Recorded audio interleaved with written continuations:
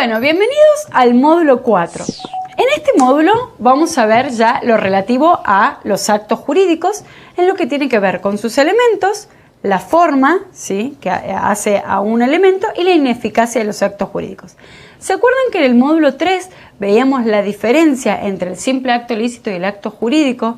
Decimos que el acto jurídico es el acto voluntario, lícito, que tiene por fin inmediato crear, modificar, transformar relaciones o situaciones jurídicas, y que la diferencia justamente con el simple acto lícito era que el simple acto lícito no tenía este fin inmediato, sino que producía consecuencias jurídicas por la simple voluntad del sujeto. Y que decíamos en el módulo anterior, en el módulo 3, que la diferencia de los simples actos lícitos y los actos jurídicos era que en relación a los elementos, a los vicios y la ineficacia, solo es aplicable a los actos jurídicos. Y esto es lo que vamos a ver en este módulo. Así tenemos que, en primer lugar, vamos a ver los elementos esenciales y los elementos accidentales de los actos jurídicos. En relación a los elementos esenciales, decimos que tenemos sujeto, objeto, causa y forma. Cuando hablamos de los sujetos, debemos distinguir las partes de los sujetos otorgantes. Por lo general van a coincidir las partes y los otorgantes en el acto jurídico. ¿Quiénes son las partes? Son en quienes se van a producir estos efectos jurídicos. Y que, reitero, por lo general van a coincidir.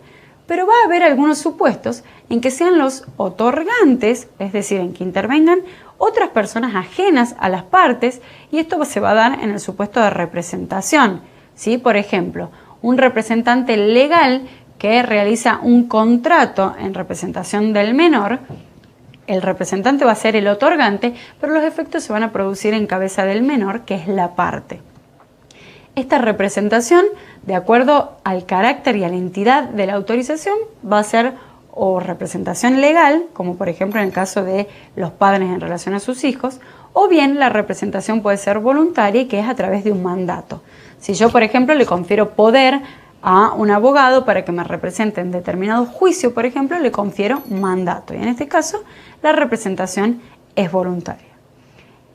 En relación a los sujetos, sean partes u otorgantes, tenemos que decir que tenemos dos elementos vinculados a los sujetos para que el acto jurídico sea válido, y tenemos que hablar en primer lugar de la capacidad, ¿sí? Si un menor queremos que se produzcan efectos jurídicos en cabeza del menor, este tendrá que obrar a través de su representante. Veíamos en el módulo 2 que la mayoría de edad se alcanza a los 18 años y que el menor de 18 años puede celebrar determinados actos jurídicos. ¿Se acuerdan que veíamos que, por ejemplo, el adolescente entre 3 y 16 años puede tomar por sí solo decisiones relativas a su salud, siempre que sean tratamientos no invasivos? O, por ejemplo, el mayor de 16 años puede disponer sobre su propio cuerpo como si fuera un adulto, ¿sí? En este caso no se va a requerir que tenga la mayoría de 18 años, pero esta es la regla. Y por otro lado, que el sujeto que intervenga en el acto jurídico tenga voluntad, es decir, que estén presentes los elementos de los hechos voluntarios que veíamos en el módulo 3, esto es, discernimiento, intención y libertad. Pues si falta alguno de estos elementos o el sujeto es un incapaz, por ejemplo, porque es menor de edad, o bien falta alguno de estos elementos, el acto jurídico podrá declararse nulo o podrá ser nulo en realidad, que ya vamos a ver esto en relación a la ineficacia de los actos jurídicos. ¿Qué es esto de que sea nulo? Esto en relación a los sujetos como elementos esenciales. Por otro lado tenemos el objeto de los actos jurídicos. Este objeto de los actos jurídicos decimos que tiene que cumplir determinados requisitos para que el acto no sea nulo, y son el requisito primero y principal de que sea lícito, esto es, que no sea contrario al ordenamiento jurídico, que no sea contrario a la moral, a las buenas costumbres, que no afecte la dignidad de las personas, ¿sí? Que sea posible. Que sea posible, la imposibilidad puede ser o bien una imposibilidad física, ¿sí? Una imposibilidad, por ejemplo, tocar el cielo con las manos. En realidad esta imposibilidad es absoluta y es para todos, no se puede tocar el cielo con las manos. Por eso, si un contrato tiene por objeto tocar el cielo con las manos, va a ser nulo porque es imposible de cumplimiento del objeto. Y por otro lado, la imposibilidad también puede ser jurídica. Si, por ejemplo, se celebra un contrato sobre alguna parte del cuerpo humano. Veíamos en el módulo 1, el título preliminar, que el cuerpo humano es una cosa considerada fuera del comercio. Por lo tanto, este objeto va a ser imposible jurídicamente, ¿sí? Porque las cosas que están fuera del comercio no pueden ser objeto de actos jurídicos. Entonces decimos que el objeto debe ser posible. Esta posibilidad tiene que ser tanto física como jurídica, tiene que ser lícito y tiene que ser determinado o determinable. Es decir, que desde el inicio esté determinado, ¿sí? O bien que se establezcan parámetros para que pueda ser determinable. En relación a la causa, decimos que la causa son los motivos que dan lugar a la celebración del acto jurídico y que el Código Civil también tiene en cuenta esos motivos remotos o indirectos siempre que hayan sido determinantes para la celebración del acto jurídico. La causa siempre tiene que estar presente en los actos jurídicos, la causa debe ser lícita, ¿sí? Y se establece en el Código Civil que en aquellos casos en que la causa no esté expresa, se presume que hay causa, justamente para que los actos jurídicos sean válidos. Y en relación a la forma, tenemos que decir que la forma es la forma de exteriorización de la voluntad y decimos que los actos jurídicos se clasifican en actos formales o de forma impuesta y actos no formales. Los actos formales o de forma impuesta, esta forma puede venir ya sea o por la ley, una imposición legal, o bien por voluntad de las partes, y en este caso hablamos de una imposición convencional. Decimos que en los actos formales vamos a distinguir los actos formales de solemnidad absoluta, los actos formales de solemnidad relativa y los actos formales no solemnes. Los actos de solemnidad absoluta son aquellos que si no se celebran bajo las formalidades que establece la ley, no producen ningún efecto jurídico. Y en este caso estamos, por ejemplo, podemos citar el matrimonio. Si el matrimonio no se cumple, no se celebra con todas las formalidades de la ley, no produce ningún efecto jurídico. Los actos formales de solemnidad relativa son aquellos que si bien no se celebran con las formalidades que establece la ley, no es que no van a producir ningún efecto jurídico, sino que van a producir otros efectos jurídicos. Por ejemplo, para que quede claro, el Código prevé que los derechos sobre inmuebles, ¿sí?, tienen que hacerse por instrumento público, ¿sí? Si yo adquiero un inmueble, me tienen que otorgar la escritura pública para esa escritura inscribirla en el registro de la propiedad. Ahora bien, si a mí el vendedor me otorga un boleto privado de compraventa, no significa que no se va a producir ningún efecto jurídico, sino lo que va a significar es que este vendedor se compromete a realizar una obligación de hacer que va a ser la de escriturar. Y por otro lado tenemos los actos formales no solemnes, que en realidad la ley impone una determinada forma, por ejemplo que sean bajo la forma escrita, a los efectos de la prueba. Por ejemplo, si en un contrato agregamos un pacto de retroventa o un pacto de preferencia, esto tiene que estar asentado por escrito y es a los fines probatorios. Y dentro de la forma tenemos los actos no formales, que son aquellos en que las partes libremente van a disponer bajo qué forma se van a realizar los actos jurídicos. Esto entonces en cuanto a los elementos esenciales. Pero también dijimos que tenemos elementos accidentales, sí, que por autonomía de la voluntad de las partes pueden incorporar, que también se llaman modalidades de los actos jurídicos y que son la condición, el plazo y el cargo. ¿Cuáles son los efectos de esta modalidad? Y dependiendo si se trata de una condición, del cargo y del plazo, van a ser o que se extinga o que se supedite la adquisición de un derecho, o bien que se difiera su exigibilidad, o bien en el caso del cargo es la imposición de una obligación accesoria. Cuando hablamos de la condición, decimos que es la modalidad por la que se incorpora un acto jurídico, es decir, en la condición vamos a ver que se clasifica en condición suspensiva y condición resolutoria. La condición siempre es un hecho futuro e incierto, no sabemos si va a acaecer. Y esto tengamos presente porque es la principal diferencia con el plazo. El plazo es un hecho futuro, pero que fatalmente se va a producir y va a acontecer. La condición se clasifica en condición suspensiva y condición resolutoria. La condición suspensiva es aquella que supedita la adquisición de un derecho a que acaezca este hecho previsto como condición suspensiva. Es decir, que el sujeto tiene un derecho eventual y si se produce la condición va a tener un derecho efectivo, pero si no se produce la condición no va a tener ningún derecho. En cambio, en el caso de la condición resolutoria, funciona al revés. Cumplida la condición prevista, se extingue el derecho, es decir, que yo empiezo teniendo un derecho efectivo y si acaece la condición, este hecho futuro e incierto, se va a extinguir el derecho. La condición funciona con efectos para el futuro, así lo establece la ley, salvo pacto en contrario. Salvo que las partes en realidad le den otro efecto, el efecto retroactivo. En relación al plazo, decimos que el plazo es el transcurso del tiempo por el cual se difiere o se establece que se extinga, ¿sí?, los efectos del acto jurídico. Este plazo también puede ser suspensivo o resolutorio. Por ejemplo, si yo digo, te hago un pagaré para que me pagues en 90 días, yo estoy difiriendo la exigibilidad, ¿sí?, y estoy poniendo un plazo suspensivo. Ahora, si yo te firmo un contrato de locación y establezco que en 2 años me tenés que devolver el inmueble, esto es un plazo resolutorio, significa que en los 2 años se va a extinguir, ¿sí?, la relación jurídica y vos me vas a tener que devolver la cosa. Señalamos nuevamente que la diferencia entre el plazo y la condición es que la condición es un hecho futuro e incierto, mientras que en el caso del plazo es un hecho que fatalmente se va a producir. Por otro lado, el plazo, además de ser suspensivo y resolutorio, puede ser también cierto o incierto. Si yo establezco día, mes y año, va a ser cierto. Ahora, si yo digo el día que Pedro muera, va a ser un plazo incierto, pero fatalmente Pedro va a morir en algún momento. Lo que no se sabe es cuándo. Y por último tenemos el plazo indeterminado, que en este caso el juez, a través de la intervención judicial, el juez lo va a tener que precisar y determinar.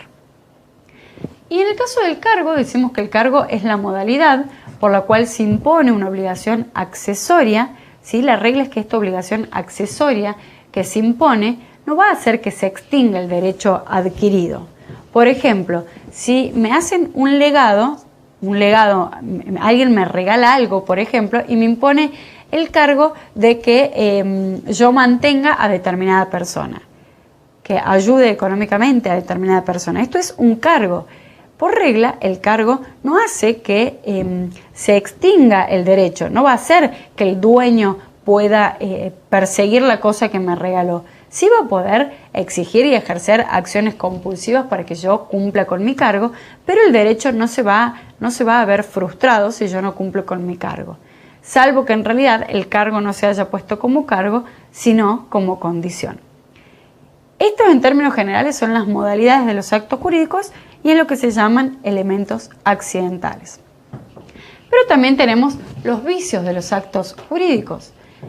Veíamos en el módulo 1 que el principio de buena fe es un principio cardinal que debe informar a todas las relaciones jurídicas que se celebran. Esto es, tanto en las tratativas como cuando se celebra una relación jurídica, como en su ejecución. El principio de buena fe debe estar presente siempre.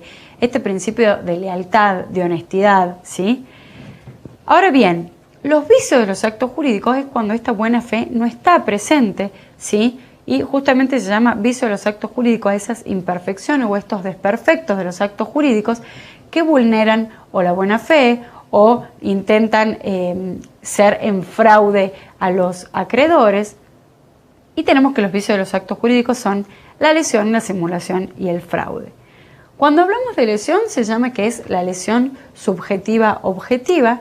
Este vicio de los actos jurídicos procede cuando hay una contraprestación, una desventaja patrimonial muy grande para una de las partes, ¿sí? Justamente este es el elemento objetivo, y esta desventaja patrimonial se da porque ha habido un aprovechamiento de una situación de inferioridad del otro sujeto. Esta situación de inferioridad puede estar determinada o por necesidad, o por debilidad psíquica, o por inexperiencia. En términos generales, cuando hablamos de necesidad, hablamos de carencia, de escasez, ¿sí? Cuando hablamos de debilidad psíquica, es una alteración mental o psíquica que por causas extrañas al sujeto. Y cuando hablamos de falta de inexperiencia, es falta de conocimiento en determinado ámbito. Entonces decimos que para que proceda la lesión vamos a tener que tener el elemento de la desventaja patrimonial, ¿sí? Una gran desproporción en las prestaciones. Dice la ley que este es el elemento objetivo, por eso hablamos de lesión subjetiva objetiva, y a su vez un aprovechamiento de la situación de inferioridad porque la otra tiene o debilidad psíquica o necesidad o inexperiencia. En el caso de la simulación, decimos que la simulación, las partes se ponen de acuerdo, justamente hay un acuerdo simulatorio entre las partes para realizar una manifestación de la voluntad que es contraria a la realidad de las cosas. Esta manifestación de la voluntad puede ser totalmente contraria a la realidad. Por ejemplo, las partes dicen que celebran una compraventa, pero en realidad es una donación, o bien puede tener simplemente algunos elementos que no son reales. Por ejemplo, realmente es una compraventa, pero el precio declarado no es el real, o bien en el día de la fecha que se celebra no es el real, ¿sí? Esto en relación a la simulación. Entonces tenemos un acuerdo de partes, el acuerdo simulatorio, en el que se van a poner de acuerdo para realizar una manifestación de voluntad que no se condice con los hechos, justamente porque se quiere que las consecuencias jurídicas que se produzcan sobre ese hecho sean distintas a las queridas por las partes, y generalmente se hace con fines de engañar a terceros. Más allá que la simulación puede ser lícita o ilícita, la realidad es que por lo general se hace con fines de perjudicar a terceros. Y también tenemos la simulación relativa o absoluta, esto que decíamos, si no se condice con nada del acto jurídico real, o bien lo ficticio recae sobre algunos elementos del acto. Y el tercer elemento de los vicios de los actos jurídicos, el tercer vicio de los actos jurídicos es el fraude. Decimos que en el caso del fraude, a distinción de lo que es la simulación, tenemos un acto real que se va a celebrar entre las partes. Pero se tienen que dar determinadas características para que estemos en presencia del fraude. Por ejemplo, en primer lugar, yo tengo que realizar un acto para perjudicar a terceros, que este acto tiene que tener relación de causalidad entre mi situación, o bien porque estoy en insolvencia, o bien agrava mi insolvencia. Pongamos un caso para que se entienda mejor. Si yo, por ejemplo, tengo 3 acreedores a quienes debo, ¿sí? Y estoy complicado económicamente y tengo una casa, simplemente. Yo vendo mi casa a un amigo, ¿sí? Para evitar pagarle a mis acreedores. Este acto de venta, en realidad, perjudica y agrava mi situación económica. Entonces, en este caso, los acreedores van a poder realizar la acción de inoponibilidad, demostrando que se cumplieron todos los requisitos que se prevén en materia de fraude, justamente porque fue realizado con fines de perjudicarlos a ellos. Y ya vamos a ver que en la acción de inoponibilidad, en este caso el fraude, si los acreedores accionan y salen triunfadores, digamos, de esta acción, el acto entre mi amigo y yo de venta va a ser válido, pero va a ser inoponible en relación a estos acreedores. Es decir, que los acreedores van a poder ejecutar la vivienda para cobrarse sus créditos en manos de mi amigo. Si le queda plata, el remanente va a ir para mi amigo porque el acto entre nosotros es válido, ¿sí? Estos son los vicios de los actos jurídicos. Tengamos en cuenta entonces que la lesión subjetiva-objetiva teníamos el elemento de la desproporción y el abuso de la inferioridad por la situación de necesidad, debilidad psíquica o inexperiencia.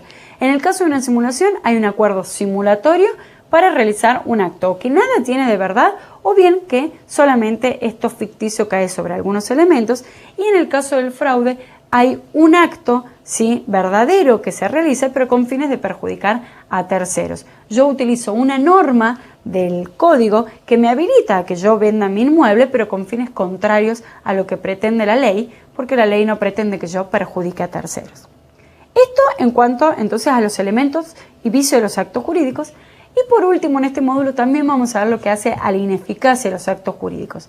Ineficacia en sentido amplio significa o la privación o la disminución de los efectos jurídicos que han querido las partes. Esta ineficacia es el género y va a estar regulado dentro del código, lo que hace a las especies de nulidad y de inoponibilidad. Cuando hablemos de nulidad, vamos a decir que hay una privación total de efectos jurídicos, ¿sí? Por un vicio que se presenta en el origen del acto jurídico, ya sea porque se presenta en el sujeto, en el objeto, en la causa o en la forma. Si yo tengo un sujeto que celebró un acto jurídico y no tenía voluntad, le faltaba la intención, por ejemplo, vamos a tener un acto nulo. Y en este caso, el acto jurídico no va a producir ningún tipo de efectos en relación a nadie. Directamente no produce ningún efecto jurídico. La nulidad, el código las clasifica en la nulidad absoluta y relativa y nulidad total o parcial. La nulidad absoluta y relativa va a depender del interés que se afecte. Si el interés que se afecta es el interés público, el interés general, la nulidad es absoluta. Mientras que si solo se afecta un interés particular, va a ser una nulidad relativa. Y dependiendo de cada caso, esto va a incidir en ciertas consecuencias. Por ejemplo, en el caso de la nulidad absoluta procede de oficio, procede a pedido del Ministerio Público, no es imprescriptible la acción de nulidad, mientras que en el caso de la nulidad relativa, todo lo contrario, solamente procede a pedido de parte, es confirmable, ¿sí? Prescribe la acción de nulidad, justamente esto por el interés que se afecta. Y en relación a la clasificación de nulidad total o parcial, esto va a depender del alcance de la nulidad en relación al acto jurídico. Si todo el acto es nulo, la nulidad va a ser total. Ahora, si yo puedo determinar que una determinada cláusula de un contrato sea nula, en este caso vamos a estar ante una nulidad parcial. Y por otro lado, decíamos que también se regula la especie inoponibilidad. En este caso, en la inoponibilidad ya no hay una privación total de efectos, sino que hay una privación de efectos solo con respecto a determinadas personas. Y esta inoponibilidad va a ser positiva o negativa. Por ejemplo, en el caso de la inoponibilidad negativa, decimos que el acto, en el caso de la nulidad, si tenemos un acto nulo entre partes, pero que se pasó la cosa a un subadquirente tercero oneroso de buena fe, aunque el acto sea nulo entre las partes, respecto del tercero oneroso de buena fe, esta nulidad le es inoponible. En cambio, en el caso de la inoponibilidad positiva, significa, como en el caso del fraude que veíamos, aunque el negocio celebrado sea válido entre las partes, como decíamos la compraventa que yo celebraba con mi amigo, es válido entre las partes, pero respecto de mis terceros acreedores a quien quise defraudar, es inoponible este acto y por eso mis acreedores van a poder perseguir la cosa en manos, por ejemplo, de mi amigo, de acuerdo al caso dado. Entonces veamos cuáles son los conceptos teóricos claves que tenemos que tener en cuenta en este módulo. En primer lugar, y como empezamos hablando en este módulo, el acto jurídico. El acto jurídico es el hecho humano, es el acto voluntario lícito que tiene la particularidad de tener el fin inmediato de producir, adquirir, extinguir relaciones o situaciones jurídicas.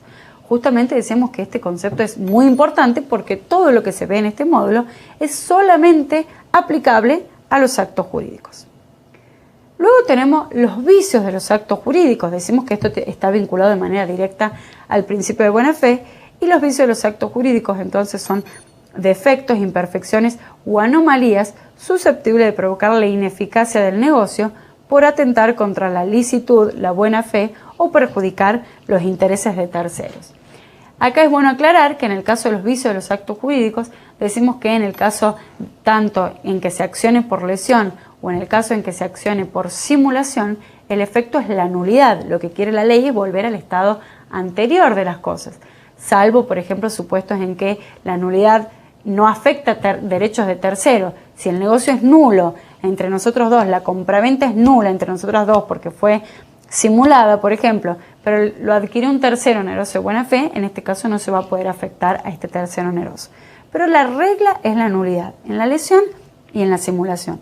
En cambio, en el fraude, la acción es de inoponibilidad y está vinculado a lo que veíamos. Inoponibilidad positiva e inoponibilidad negativa. Y en relación a la ineficacia, decimos que es el género, ¿sí? Y que hace referencia a la privación o disminución de efectos propios de un determinado negocio jurídico que las partes tuvieron en cuenta al momento de su celebración. Estos conceptos es muy importante que los tengan en claro para poder resolver la situación problemática.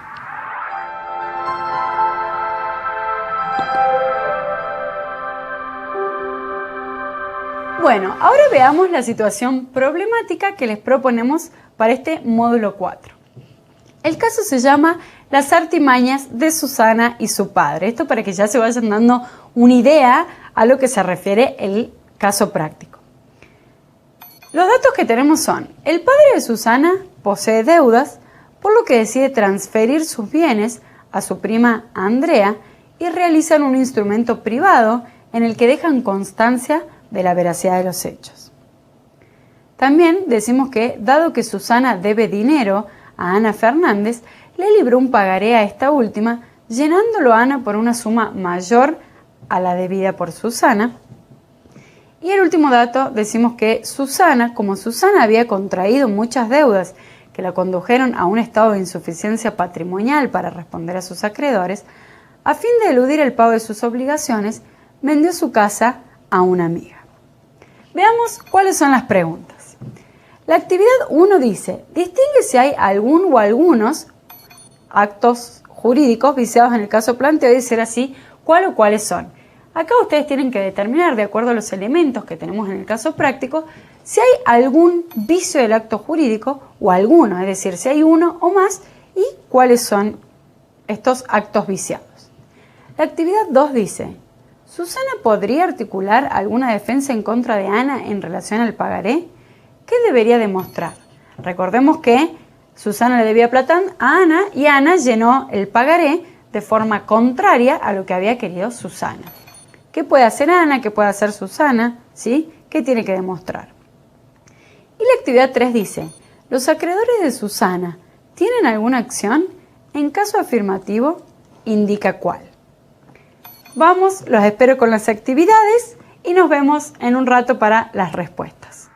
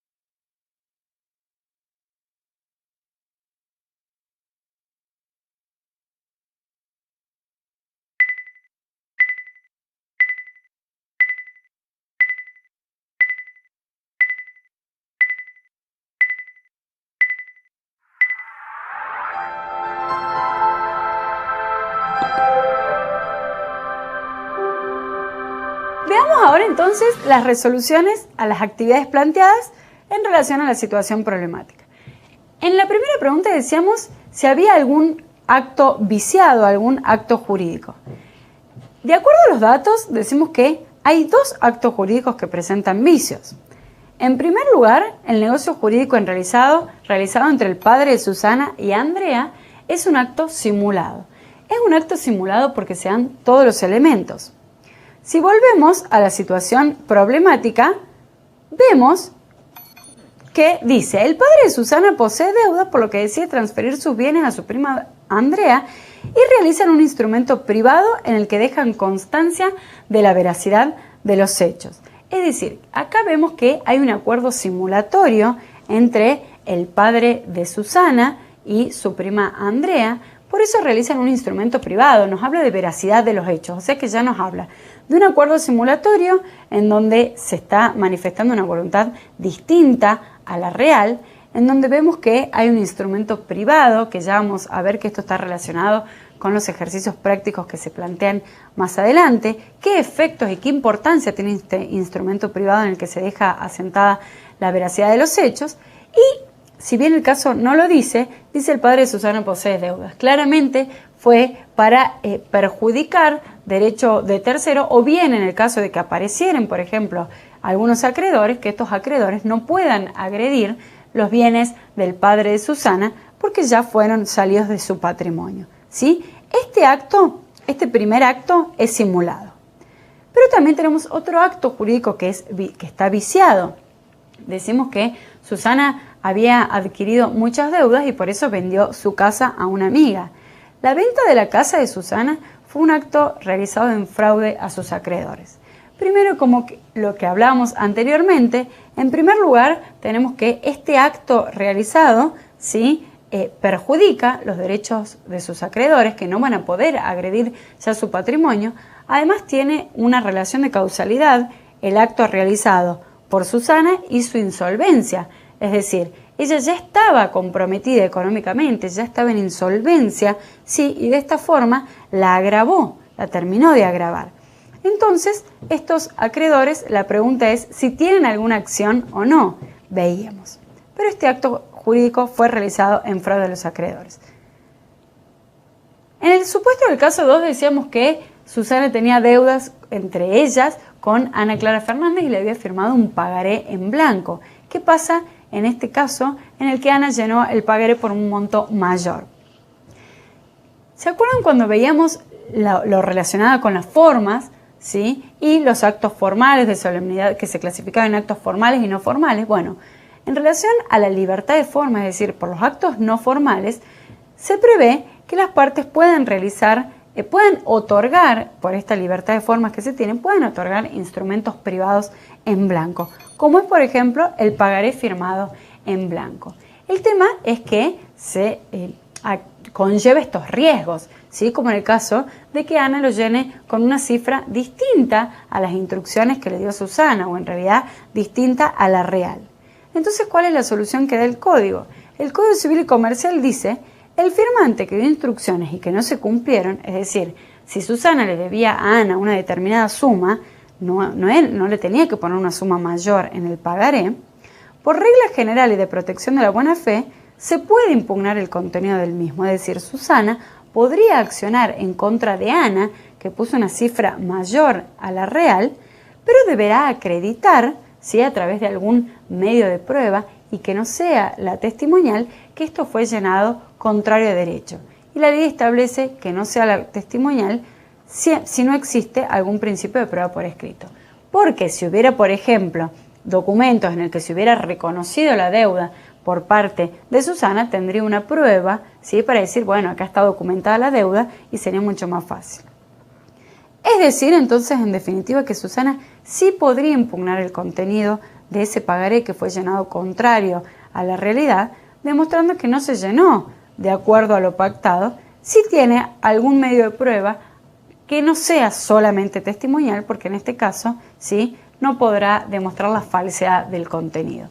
Incluso el Código, en relación a este tema, prevé que si fuera sacado de la custodia de quien tiene el pagaré, supongamos el caso de que a Ana le hubieran robado el pagaré y lo hubieran llenado contrariamente, hubieran puesto una cifra muchísimo más alta, en este caso se prevé que el firmante, el que suscribió ese pagaré, podría demostrar que se lo robaron a Ana por cualquier medio de prueba, incluso por la testimonial. Es decir, que en ese caso, en que fue sacado del ámbito de custodia de quien tenía el pagaré, se puede acreditar por cualquier medio de prueba, incluso por la testimonial. Pero la ley establece una excepción. Si hubiera un tercero que adquirió de buena fe y a título oneroso en relación a ese pagaré, perdió, digamos, por así decirlo, Susana, y justamente esto es el riesgo por firmar pagaré en blanco. Entonces, pasando en limpio, en el caso práctico, Susana sí podría accionar en contra de Ana, demostrando con algún medio de prueba que no sea testimonial, ¿sí? Y en el caso 3, nos preguntamos, ¿los acreedores de Susana que había vendido la casa si tienen alguna acción? Sí, ellos tienen la acción de inoponibilidad en contra del acto que realizó Susana y su amiga, pero que para que proceda esta acción van a tener que demostrar ciertos requisitos. En primer lugar, los acreedores primeramente van a tener que demostrar que su crédito es de fecha anterior al acto de la venta. Esto es lógico porque los acreedores posteriores a dicha venta no tenían ese bien como garantía de su crédito, ¿sí? Por eso la ley exige que el crédito sea anterior al acto de la venta. En segundo lugar, van a tener que demostrar la insolvencia o desequilibrio patrimonial de Susana, es decir, que el acto jurídico realizado, la venta, por ejemplo, de Susana con su amiga, agravó aún más la insolvencia que tenía Susana. Que el crédito por el que se acciona sea de fecha anterior, lo que acabamos de explicar al acto de Susana, y la mala fe de la amiga de Susana. Cuando el código refiere a mala fe, se refiere a conocimiento del estado de insolvencia, dice, o que debió conocer. No necesariamente los acreedores van a tener que demostrar un conocimiento efectivo en cabeza de la amiga de Susana, que en este caso no será difícil, por ejemplo, porque si era muy cercana, se presume, ¿sí?, que conocía las complicaciones económicas, sino también se puede demostrar que debía conocer ese estado de insolvencia. Por ejemplo, para que quede más claro, si yo soy el contador de una empresa, del contador de mi empresa, del gerente, y sé que mi empresa está complicada, se supone que mi mujer conoce o debe conocer mi situación de insolvencia, ¿sí? A eso se refiere la ley con mala fe. Mala fe de quien celebra el acto con este sujeto que quiere justamente ocasionar fraude a sus acreedores. Por eso acá dice la mala fe de la amiga, es decir, que sabía que el acto provocaba o agravaba la insolvencia. Y ahora veamos algunos ejercicios que les proponemos para que realicen y para que queden más claros los conceptos del módulo. Ejercicio 1 dice, el boleto privado de compraventa suscrito por el padre de Susana con Andrea es un acto formal de solemnidad absoluta, un acto formal de solemnidad relativa, un acto formal no solemne, un acto no formal o un instrumento público. Retrotrayéndonos al principio, cuando hablábamos en este módulo, que veíamos los elementos esenciales del sujeto, objeto, causa y forma, decíamos que los actos formales, los formales de solemnidad absoluta son los que no producen ningún efecto jurídico, si no se producen con esas formalidades. Los formales de solemnidad relativa son los que, si bien no producen completamente esos efectos jurídicos, van a producir efectos jurídicos de otro tipo.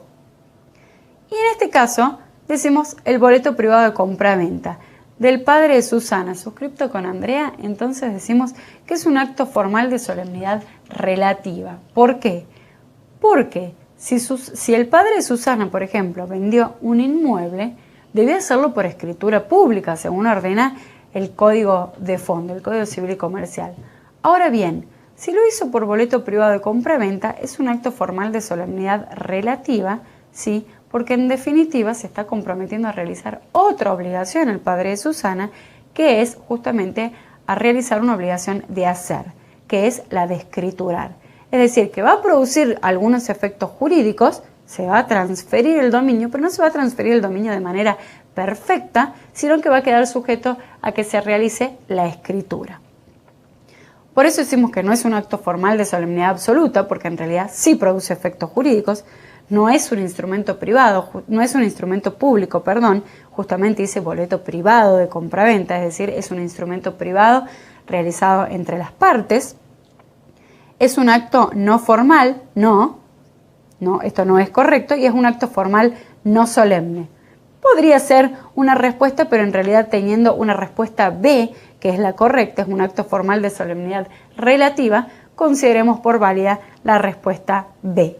Pero si pusieron un acto formal no solemne, un acto no formal, también podría considerarse válida, porque en definitiva es un instrumento privado realizado entre las partes que ellos le pueden haber dado el contenido que consideraron necesario, ¿sí?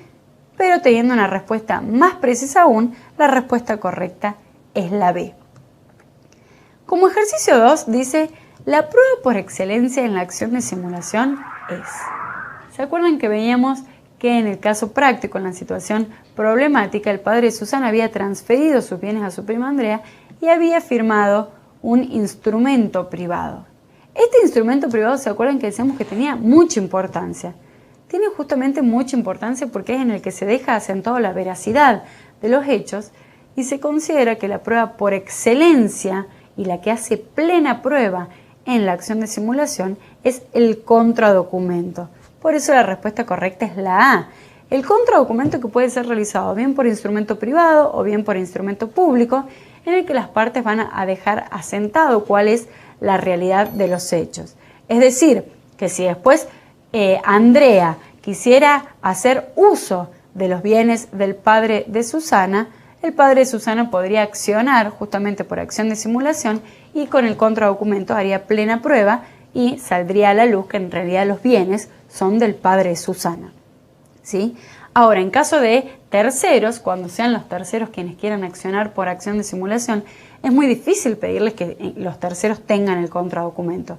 Por eso se admite que ellos puedan accionar por simulación, ¿sí? Por ejemplo, en el caso práctico, si algún acreedor del padre de Susana hubiera querido accionar, podría haber accionado por simulación, pero en este caso no se le podrá pedir el contradocumento, sino que él tendrá que demostrar a través de indicios, de presunciones, que el acto fue simulado.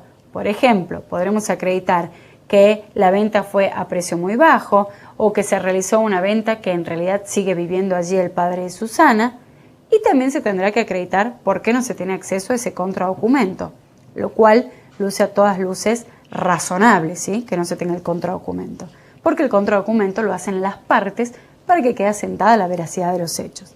Entonces, y en definitiva, la prueba por excelencia en la acción de simulación es el contradocumento. Respuesta correcta es la A. Y en el ejercicio 3 dice la consecuencia del acto que realizó el padre de Susana es.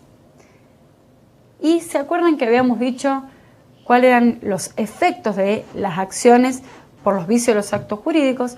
Habíamos dicho que en el caso de la lesión y de la simulación, la regla general es que el efecto sea la nulidad, es decir, volver las cosas a su estado anterior, mientras que en el caso del fraude hablamos de inoponibilidad positiva, porque el acto era válido entre partes e inoponible a terceros. Por lo tanto, la consecuencia del acto que realizó el padre de Susana, como habíamos dicho, que era una acción simulada, si alguien acciona, si los acreedores del padre de Susana o el padre de Susana mismo acciona por simulación, la consecuencia va a ser la nulidad. Y la respuesta correcta, entonces, es la A. ¿Cuáles son los conceptos que al finalizar el módulo tienen que haber quedado grabados a fuego? Son, en primer lugar, el acto jurídico y sus elementos. Dentro de los elementos consideramos elementos esenciales y elementos accidentales. Recordemos, los elementos esenciales, sujeto, objeto, causa y forma, y en relación a los elementos accidentales, que por autonomía de la voluntad las partes lo pueden introducir, teníamos condición, plazo y cargo. Esto en primer lugar. En segundo lugar, forma y prueba de los actos jurídicos. Esto está vinculado directamente a cómo se clasifican los actos según su forma. Teníamos los actos formales o de forma impuesta y los actos no formales. Los actos no formales son los realizados como deciden la voluntad de las partes y que la ley no impone ninguna forma, ninguna formalidad. Mientras que los actos formales teníamos los de solemnidad absoluta, los de solemnidad relativa y los actos formales no solemnes, que es a los fines de la prueba de los actos jurídicos. Los vicios de los actos jurídicos, tema muy importante, que eran la lesión, simulación y fraude, y que tenía que ver con las imperfecciones de los actos jurídicos que tienden a justamente que el efecto jurídico es la ineficacia, ¿sí? Es decir, o la privación o la disminución de sus efectos. Y el último concepto clave, en realidad, es la ineficacia de los actos jurídicos, concepto entendido en sentido amplio, que lo que decíamos recién, que hace la privación o disminución de los efectos jurídicos que han querido las partes y que abarca y comprende tanto a la nulidad, que es la privación total de los actos jurídicos, como en relación a la inoponibilidad, que priva al acto jurídico solo en relación a determinadas personas. Espero haber sido clara, que el caso práctico no les haya ofrecido mayor complejidad y desde acá los saludo.